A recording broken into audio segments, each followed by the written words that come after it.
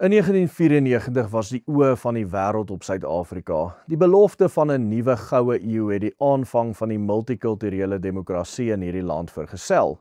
Maar agter al die trane van vreugde en emosioneel belaaide toesprake lê 'n ander verhaal. Die realiteit wat die wêreld heeltemal verbygegaan het, was dat 'n revolusionêre en militante terreurbeweging hier aan die suidpunt van Afrika bloot besig was om sy bomme te verruil vir stembriewe. En dat dit wat op daardie stadium die wêreld se nuwe gunsteling demokrasie was, niks anders was as die kiem van absolute politieke vernietiging vir 'n funksionele land nie. Hierdie is ons laaste video in die reeks oor die ANC.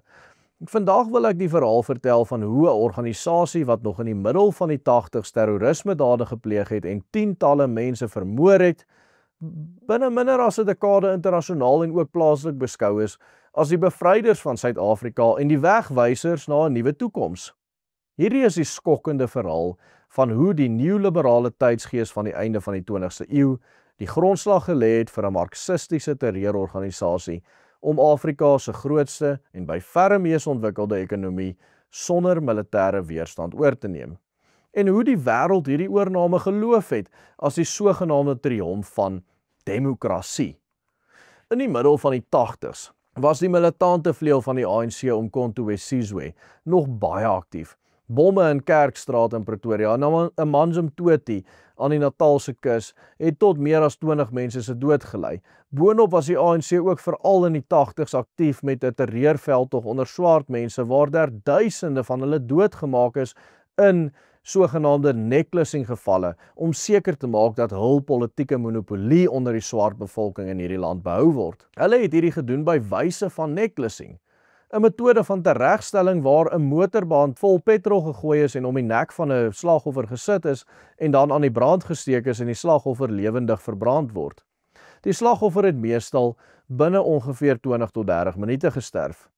Na raming is meer as 1000 swart mense tussen 1984 en 1994 op hierdie wyse deur die ANC vermoor. Hierdie mense was hoofsaaklik swart amptenare of gemeenskapsleiers wat die apartheidsregering goedgesind was.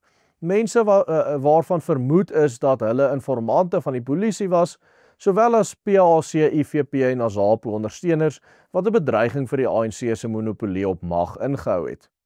Wat mense dikwels vergeet is dat te midde van al hierdie moord en terreur wou PW Botha van Nelson Mandela in 1985 vrylaat, maar Mandela het eenvoudig geweier om homself te verbind tot die een voorwaarde wat Botha gestel het, naamlik dat die bloedvergieting moet stop. Binne 5 jaar sou EW de Klerk van Mandela egter onvoorwaardelik vrylaat. Hierdie vrylating op 11 Februarie 1990 sou uitdraai om een van die mees historiese keerpunte in Suid-Afrika se geskiedenis te wees. 27 years, his head was high and his fist was clenched. Nelson Mandela walked out of Victor Verster prison today like a chief of state, flanked by his first lady and by the men who'd been hired to protect him. There they were, the South African State Police, providing security for the man who'd once been the most wanted man in Africa. The ANC flag, illegal until 10 days ago, was everywhere, taunting the pale blue cloudless skies of Cape Town.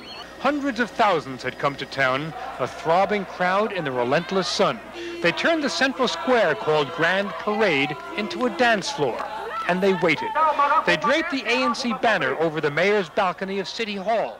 Ewe skielik is die man wat eens op 'n tyd beplan het om die ekonomiese sentrum van die kontinent op te blaas, wêreldwyd as ikoon van vrede vereer.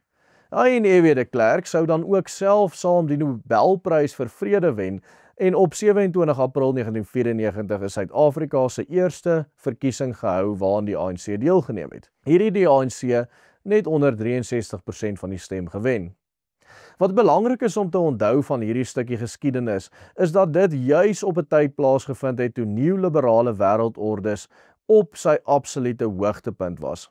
Dit was gedurende dieselfde tyd, slegs enkele maande na Mandela se vrylating, dat president George Bush van Amerika verklaar het dat dit tyd geword het vir wat hy beskryf het as 'n nuwe wêreldorde. Kyk gerus hierna. What is at stake is more than one small country. It is a big idea, a new world order, where diverse nations are drawn together in common cause to achieve the universal aspirations of mankind. Die mees invloedryke politieke filosoof van daardie tyd was dan ook die Japanees-Amerikaanse denker Francis Fukuyama, wie se magnum opus The End of History and the Last Man in 1992 gepubliseer is. In hierdie boek, wat gebaseer is op Fukuyama se 1989 akademiese artikel met dieselfde titel, argumenteer hy dat die koms van die liberale demokrasie die universele vervulling is van die mensdom se doel en lot. En dat die historiese ontwikkeling van politieke sisteme uiteindelik tot 'n einde kom met die koms van die liberale demokrasie, as die uiteindelike vervulling van die politieke skadies van die verlede. Hierdie heersende politieke klimaat van die 80s en 90s het ook Suid-Afrika aangegryp op elke terrein van die samelewing, vrugbare grond vir die ANC se totale oorname. Ons politieke elites van daardie tyd is ook meegevoer met hierdie idee van 'n nuwe wêreldorde en het sy deur die oortuiging of het sy by wyse van persoonlike belang, het die Nasionale Party ook hierdie nuwe liberale politieke revolusie in hierdie land net so deurgevoer. Sedert 1994 regeer die ANC nou hierdie land al vir amper 32 jaar, as die land se grootste en magtigste politieke party. En ek dink ook nie ek hoef die kykers van hierdie kanaal of ons Engelse kanaal enigstens in te lig van hoe die land deur hulle vernietig word nie. Alles waaraan die ANC raak word vernietig. En dit wat nog in hierdie land werk is dit wat nog genadiglik buite hulle beheer is. Dieselfde vernietigende gees wat die ANC se terreur tussen die 60s en 80s gedryf het en dieselfde kommunistiese ideologie wat die ANC by Joodse marxiste soos Joe Slovo geleer het, dryf vandag hul aanhoudende en nimmer eindigende program van vernietiging in hierdie land. En in direkte teenstelling met wat die ANC se propaganda nog al die jare beweer, is die enigste pad tot bevryding vir die mense van hierdie land, die bevryding van die ANC. Hierdie was ons laaste episode in die reeks oor die ANC. Maar kyk gerus na ons volledige reeks op hierdie YouTube kanaal waar ons begin met die geskiedenis van die stigting van die ANC in 1912. U kan ons eerste episode kyk deur eenvoudig te klik op die skakel wat tans op die skerm verskyn. Baie dankie vir u wat hierdie reeks saam met ons gekyk het. Hoop u het dit so baie geniet soos wat ons geniet het om die navorsing te doen om hom te maak.